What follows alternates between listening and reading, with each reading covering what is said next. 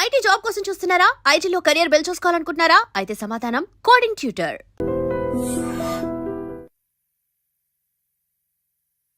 Hi guys, welcome to iDream. నేను మీ Chanakya. Guys, present India and America మధ్యలో జరుగుతూ ఉన్న ఈ హై టెన్షన్స్ మధ్యలో అండ్ అక్కడ నివసిస్తున్న వాళ్ళు, లేకపోతే H1B వీసాకి సంబంధించిన కానీ అండ్ ఇలాంటి వాటికి సంబంధించి ఎవరైనా కానీ ఇప్పుడు ట్రావెల్ చేయాలనుకుంటే అలా అక్కడున్న స్టూడెంట్స్ వాళ్ళ మీదకైనా కానీ సో ఏమన్నా ఇబ్బందులు ఏమన్నా తలెత్తుతాయా? ఇలాంటి విషయాలన్నిటి గురించి కూడా మనతో పాటు మాట్లాడడానికి హైకోర్టు న్యాయవాది, ఇమిగ్రేషన్ లాయర్ అయిన పృథ్వీ గారు ఇప్పుడు మనతో పాటు ఉన్నారు. మరి సార్తో మాట్లాడదాం. మరి విషయాలంటూ అడిగి తెలుసుకున్నాం. Hi sir. Hi Chanakya. Sir, Trump మామ టారిఫ్ల మీద టారిఫ్లు వేసేస్తూ ఉన్నాడు. అసలు ఇండియా అంటే కచ్చి గట్టి మరి కూర్చున్నాడు అన్నట్టు కూడా అనిపిస్తూ ఉంది. అది ఇట్లానే బిజినెస్ డీల్స్ దాని ప్రకారం. కాకపోతే ఎవరైతే ట్రావెల్ చేస్తూ ఉన్నారో H1B వీసాస్ అయినా కానీ అండ్ స్టూడెంట్స్ చాలామంది చదువులు అంటే ఫస్ట్ ప్రయారిటీ అనేది యూఎస్కి వెళ్ళిపోతుంటారు. మరి వాళ్ళ మీద ఏమన్నా ఇంపాక్ట్ ఏమన్నా ఉంటుందంటారా? యాజ్ ఆఫ్ నౌ చెప్పాలంటే చాణక్య 70% అమెరికా వెళ్ళే వాళ్ళు ఆగిపోయారు. 70% ఆగిపోయారు. Okay. And 25% already slots previous book అయిపోయి అండ్ నేను వెళ్ళాలి ఖచ్చితంగా, నేను యుఎస్లోనే ఎంఎస్ చేయాలి అన్న ఒక ఉద్దేశం ఉన్నవాళ్ళు తప్ప మిగతా వాళ్ళందరూ ఆగిపోయారనే చెప్పచ్చు. ఇప్పుడు ఈ స్టూడెంట్స్ యాజ్ ఆన్ నౌ పెరగాలి అంటే ఇంపాసిబుల్ చాణక్య. ఓకే. ఎందుకంటే ఆల్రెడీ ఒక రకమైనటువంటి ఫియర్ ఎస్టాబ్లిష్ అయిపోయింది ఒక పిల్లలకి. అదొకటి కూడా ఎప్పుడు లేనట్టు ట్రంప్ ఫస్ట్ టైం యూనివర్సిటీస్ మీద పెత్తనాలు చేయటం మొదలుపెట్టాడు. యూనివర్సిటీస్ ఇట్లా ఉండాలి, యూనివర్సిటీస్ మీరు స్పాన్సర్ చేయకూడదు. ఈవెన్ అక్కడ ఉండేటువంటి ఎడ్యుకేషన్ డిపార్ట్మెంట్ని తీసేశాడు. ఎడ్యుకేషన్ డిపార్ట్మెంట్ అంటే ఎడ్యుకేషన్ మినిస్ట్రీ ఉంటుంది కదా మనకి, అట్లాగా ఎడ్యుకేషన్ మినిస్ట్రీని తీసేశాడు. తీసేసి అక్కడ ఇంకా ఫండింగ్ ఆఫ్ లోన్, వీళ్ళకి ఇచ్చేటువంటి స్టూడెంట్స్కి ఇచ్చే లోన్స్ కానీ వాళ్ళకి ఇచ్చే స్కాలర్షిప్స్ మొత్తం తీసేశాడు. ఏదైనా సరే యూనివర్సిటీసే పెట్టుకోవాలని చెప్పేసి హీస్ డిస్కరేజింగ్. మెయిన్ ఏంటంటే తనకి ఒక రకమైన థ్రెట్ ఉంది అక్కడ. థ్రెట్ ఇన్ ద సెన్స్, ఈ పాలస్తీనా వార్ తర్వాత ఇరాన్ వార్ తర్వాత, అక్కడ ఇజ్రాయెల్ అండ్ పాలస్తీనా డిస్టర్బెన్సెస్ తర్వాత అక్కడ ఉండేటువంటి ఒక వర్గం వ్యక్తులు పాలస్తీనా సపోర్ట్ చేస్తున్న ర్యాలీలు తనకి ఒక రకమైన టెన్షన్ క్రియేట్ చేస్తున్నాయి. అండ్ అబ్రాడ్లో జరిగినటువంటి బాంబింగ్స్ ఎప్పుడు తక్కువే ఉంటాయి ఈ మధ్యకాలంలో. ఈ మధ్యన ఇజ్రాయెల్ దగ్గర జరిగినటువంటి ఒక బాంబ్ బ్లాస్ట్ అన్నది, ఇదంతా కూడా ఒక రకమైన టెన్షన్ క్రియేట్ చేసి స్టూడెంట్స్ని కంట్రోల్ చేయాలి అన్నది ఏదైతే ఉందో అక్కడ డైరెక్ట్గా లిబర్టీ అనేటువంటి ఒక basic principle of American constitution దెబ్బతింటూ మొదలుపెట్టింది. ఓకే. ఈ యాంగిల్స్లో ఏమవుతుందంటే స్టూడెంట్ ఇన్ గోయింగ్ తగ్గారు, అక్కడికి వెళ్ళే వాళ్ళు తగ్గారు. అండ్ ఎప్పుడైతే ఈ ఇన్కమింగ్ స్టూడెంట్స్ తగ్గారో ఈ ఉన్న స్టూడెంట్స్ భయం మొదలైంది. వాళ్ళు కూడా సోషల్ మీడియాస్ అన్ని మీకు హ్యాండిల్స్ ఇవ్వండి, మీ యొక్క క్రెడెన్షియల్స్ మాకు హ్యాండ్ ఓవర్ చేయండి, మీ సోషల్ మీడియాస్ నేను ఓపెన్ చేస్తాను అంటే ఏదైనా ఒక వీడియో ఏదైనా వచ్చింది అనుకోండి, పాలస్తీనాకి సంబంధించి సపోర్ట్ చేస్తున్నవాడు ఎవడో ఫ్రెండ్ పెడతాడు అనుకోండి, వాడు చూశాడు అనుకోండి, then he will be doubted అనమాట. అతను డౌట్ పడతారు, స్కానింగ్ లోకి వచ్చేస్తారు. అలా ఆ రకంగా ఒక రకమైన ఇన్సెక్యూరిటీ అనేది అక్కడ వెళ్తున్న స్టూడెంట్స్కి, అక్కడ ఉన్న స్టూడెంట్స్కి డెవలప్ అయింది. But it is not a longitive end as such. అది ఎక్కువ నాళ్ళు ఉంటుంది అయితే ఐ డోంట్ థింక్ సో. ఇంతకన్నా వర్స్ సిచ్యుయేషన్స్ చాలా వచ్చినాయి యుఎస్లో. But it is one of the situation where the students must be little brave and వాళ్ళు వెళ్ళినటువంటి ఎడ్యుకేషన్ అన్నది అక్కడ తర్వాత కంటిన్యూ అవ్వాలంటే దే హ్యావ్ టు. సార్, ప్రీవియస్గా ఉన్న సిచ్యువేషన్స్ వరకు అయితే ఇండియా అండ్ అమెరికా అనేది కూడా ఒక ఫ్రెండ్లీ నేషన్స్గా ఉన్నాయి. కాకపోతే ఇంత హై టెన్షన్స్ అనేది కూడా ఈ మధ్యకాలంలో ఎప్పుడూ చూడలేదు. కానీ స్టూడెంట్స్ వెళ్ళే వాళ్ళ డ్రాప్ కానీ అక్కడున్న కంపెనీస్లో వర్క్ చేస్తున్న ఎవరైతే ఉన్నారో ఎంప్లాయీస్ కానీ వాళ్ళ మీద కూడా ఈ బర్డన్ పడే అవకాశాలు ఉంటాయని కూడా భయపడుతూ ఉన్నారు. మరి వాళ్ళకి సంబంధించి మీరేం చెప్తారు? చాణక్య, ఒకటి మనం ఆలోచించాల్సింది ఏంటంటే it is not a communist country or socialistic country. Okay. అక్కడ ప్రైవేట్ కంపెనీస్ని గవర్నమెంట్ కెనాట్ డిక్టేట్ టర్మ్స్, ఇట్లా చేయాలి. ఓకే. యాపిల్ లాంటి ఒక చిన్న కంపెనీ నీకు ప్రొడక్షన్ ఇండియాలో ఆపేయమంటే నేను ఆపనని చెప్పింది. ఏం చేయలేకపోయాడు. ఓకే. మహా అయితే ట్యాక్స్ పెంచుతావు, ఎంత పెంచుకోవాలి అంటే అక్కడ ఉండేటువంటి industrialist are very powerful. Okay. వాళ్ళని ఎవరు కంట్రోల్ చేయలేరు. ఎంతమంది ఎంప్లాయీస్ కావాలి, ఎట్లా కావాలి అనేది వాళ్ళ ఇష్టం. అది అంటే కంట్రీ సిచ్యుయేషన్స్, కంట్రీ మధ్య ఉండేటువంటి కొన్ని వాట్ కాల్ కామర్స్ సంబంధించిందో లేకపోతే ఈ బిజినెస్ సంబంధించిందో ఉండే రిలేషన్షిప్ వేరు, ఆల్రెడీ వెళ్ళిపోయినటువంటి వాళ్ళు ఆల్రెడీ వెళ్తున్న వాళ్ళ యొక్క సిచ్యుయేషన్ వేరు. ఓకే, ఇప్పుడు ఏదైనా ఇండియన్ కాలేజెస్ తీసుకుందాం, ఇప్పుడు ఇంజనీరింగ్ కాలేజ్ లేకపోతే గవర్నమెంట్ కాలేజ్, మెడికల్ కాలేజ్, వాళ్ళు ఎక్కువ దేని మీద ఆధారపడతారంటే ఎన్ఆర్ఐ సీట్లకి అండ్ పేమెంట్ సీట్ల మీద ఆధారపడతారు.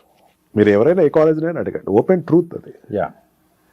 అక్కడ కూడా అంతే, అబ్రాడ్ నుంచి వచ్చే స్టూడెంట్స్ దగ్గర నుంచి డబ్బు డైరెక్ట్గా వస్తుంది వాళ్ళకి. ఓకే, ఈ డబ్బు అన్నది స్కాలర్షిప్లు పెట్టాలి. అక్కడ లోకల్గా ఉండేటువంటి సిటిజన్స్ నుంచి వచ్చేటువంటి స్టూడెంట్స్ ఎవరైతే ఉన్నారో వాళ్ళందరికీ డబ్బులు అది పెట్టుకోవాలి, కంట్రీ పెట్టుకోవాలి. వీళ్ళు పే చేస్తారు, వాళ్ళకి ఇది పే చేయాలి. ఓకే, ఆ బిజినెస్ పరంగా ఎడ్యుకేషనల్ బిజినెస్ ఆధారంగా చూసుకుంటే ఏ కంట్రీ కూడా, ఈ అమెరికన్ ఏ యూనివర్సిటీ కూడా they won't leave that hope Indian students రానివ్వద్దు అన్నది ఆ యూనివర్సిటీస్ మెయింటైన్ చేయట్లా. ఓకే, ఇటు చాలా వరకు ఏమవుతుందంటే ఒక సోషల్ మీడియా మిస్రిప్రజెంటేషన్ అనే నేను అనుకుంటున్నాను. అంటే ఇప్పుడు మనం చూసేది అనేది కూడా చాలా వరకు కాదు, ట్రూత్ తక్కువ. ఓకే, ట్రూత్ కి సత్య దూరం చాలా ఎక్కువే ఉన్నాయి. Yes sir. అలాగే ఆ ట్రంప్ ఇంతకుముందు అంటే ఎప్పుడైతే గవర్నమెంట్లోకి వచ్చారో సార్, అధికారంలోకి వచ్చిన తర్వాత గోల్డ్ కార్డ్ అనేది కూడా ప్రవేశపెట్టారు కదా సార్, మరి దాని సంగతి ఏంటి సార్ ఇప్పుడు అది? Yes, gold card is going good for him. India నుంచే ఎక్కువ గోల్డ్ కార్డ్స్ పర్చేసింగ్ జరిగినాయి అని చెప్పేసి అన్నాడు. బిజినెస్ వీసా, ఈబీ వీసా ఏదైతే ఉందో అది దాన్ని తగ్గించాలనే ఉద్దేశంతో గోల్డ్ కార్డ్ అనేది పెట్టాడు. ఇంత అమౌంట్ మాకు కట్టండి, మీరు ఇక్కడ ఉండొచ్చు అని చెప్పేసి అన్నాడు. And partially he got succeeded. అంటే it is not overnight జరిగేది కాదు, ఓపెనింగ్ అయితే చాలా బాగానే వచ్చింది. ఇండియా నుంచి కూడా చాలా గోల్డ్ కార్డ్స్ అయితే పర్చేసింగ్ జరిగినాయి. గోల్డ్ కార్డ్ తీసుకున్నవాడు అక్కడ they can stay for ever, business చేసుకోవచ్చు, వాళ్ళు టర్న్ ఓవర్స్ చేసుకోవచ్చు. 10 crores రేషియో ఏదో ఉంది, 10 crores రేషియో ఉంటే they can do business there. You have to pay there to the government pay చేసుకుని నువ్వు బిజినెస్ స్టార్ట్ చేసుకోవచ్చు డైరెక్ట్గా. అంతేకాని దానికోసం వేరే వీసాలు అప్లై చేయటం, దాని గురించి వెయిట్ చేయటం ఇవన్నీ లేదు అని చెప్పేసి అన్నాడు. అదే సెకండ్ టైం ప్రీవియస్ ఒకసారి ఇంట్రడ్యూస్ అయిన తర్వాత ఇది మళ్ళీ చాలా నాళ్ళ తర్వాత మళ్ళీ గోల్డ్ కార్డ్ ఇంట్రడ్యూస్ అవుతుంది. బిజినెస్ వైజ్గా ఇట్ ఈస్ గోయింగ్ అప్. అదే చాణక్య నేను చెప్తుంది అదే, వాట్ యు ఆస్క్ ప్రీవియస్లీ, ఇండియాకి అక్కడికి యుఎస్కి ఉండే రిలేషన్స్ స్ట్రెయిన్ అయినాయి కదా. రిలేషన్స్ ఏం స్ట్రెయిన్ అవ్వలేదు చాణక్య. తన అడుగుతున్నది ఏంటంటే బ్రిక్స్లో ఉండేటువంటి కంట్రీస్, బ్రిక్స్ కంట్రీస్ అంటే what we call this Brazil,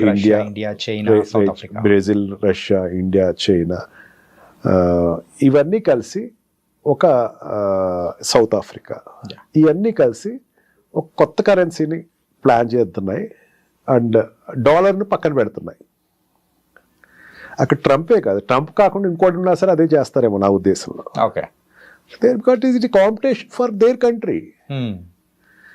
ఎంతమంది ఉన్నారు పాపులేషను ఈ బ్రిక్స్ సంబంధించినటువంటి, ఈ బ్రిక్స్ కంట్రీకి ఉన్నటువంటి పాపులేషన్ అంటే Russia, China, India and Brazil, south ఆఫ్రికాలో ఎంతమంది ఉన్నారు అనుకున్నారు? 65% ఆఫ్ పబ్లిక్ ఉన్నారు, 65% of population in the world అక్కడ ఉన్నారు. అక్కడ ఈ 5 countries లో కంట్రీ ఇన్ఫ్లుయెన్స్ చేయదగ్గది 65% కానీ ఉన్నారు. అంటే అది పెద్ద రేషియో కదా, చాలా పెద్ద రేషియో సార్.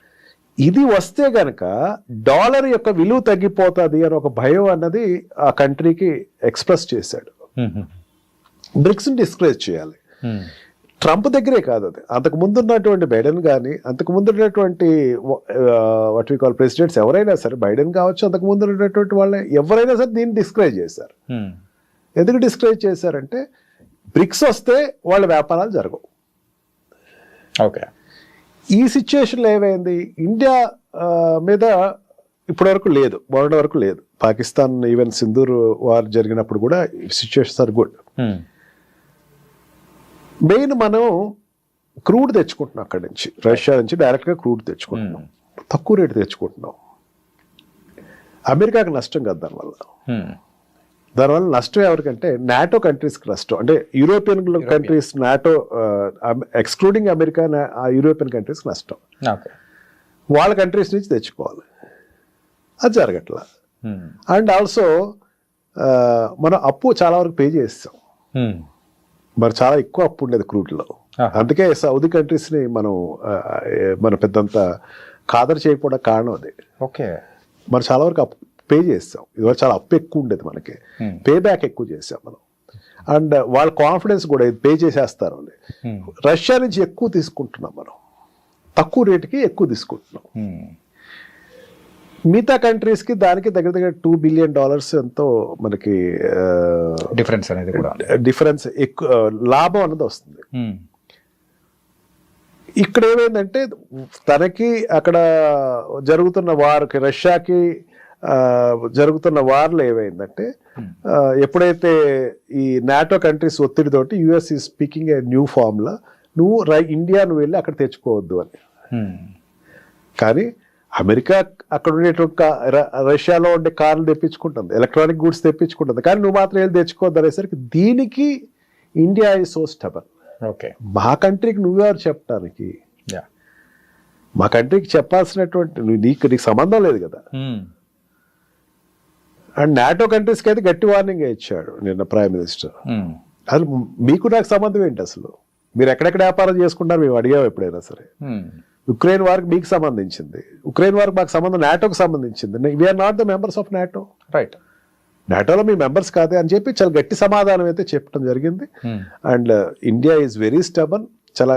చాలా నాళ్ళ తర్వాత ఇండియా చాలా స్టబన్ నిర్ణయం తీసుకుంది, ఎటు పక్కన వంగకుండా. బికాజ్ మన రష్యా తోటి ఉండేటువంటి రిలేషన్షిప్ ఎక్కువ. మన ఈ రోజున 70% వాట్ వి కాల్ ఎయిర్ క్రాఫ్ట్స్ ఏదైతే ఉన్నాయో, డిఫెన్స్ ఎయిర్ క్రాఫ్ట్, దాని మీద ఆధారపడి ఉన్నాయి. ఇప్పటికీ ఇక్కడ రీసెర్చ్ జరుగుతున్నాయి. They are supporting us.